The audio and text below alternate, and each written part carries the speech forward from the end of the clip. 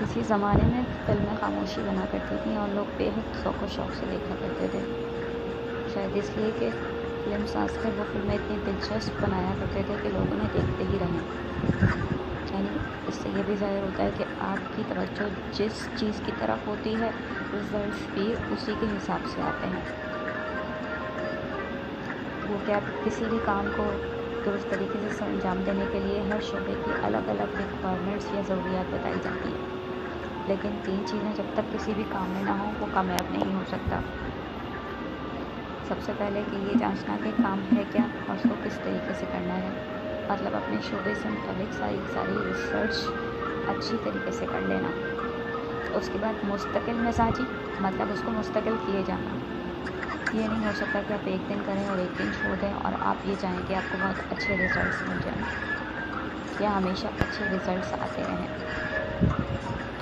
اور اس کے بعد اپنی ٹیم کے ساتھ کوآپریشن یا ٹیم ورک، مطلب ٹیم کا مل جل کے کام کرنا، اتحاد، اتفاق۔ اس ایک چیز کو آج کے دور میں بہت الگ الگ ناموں سے یاد کیا جاتا ہے، لیکن اصل بات یہ ہوتی ہے کہ انسان ایک دوسرے کے ساتھ اچھے طریقے سے پیش آئے، خوش اخلاقی، شائستگی، اور جہاں ضرورت ہو ایک دوسرے کے ساتھ تعاون کو ہاتھ سے نہ جانے دے۔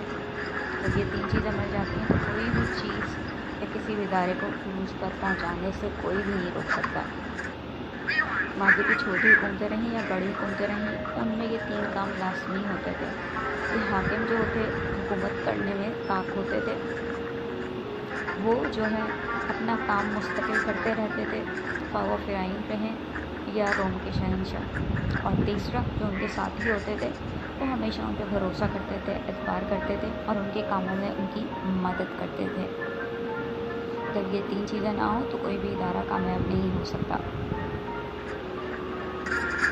ہمیں امید ہے کہ ہماری یہ چھوٹی سی ویڈیو جس کے اوپر ہم نے یہ وائس ایڈیٹنگ خود کی ہے، آپ کو بہت اچھی لگے گی۔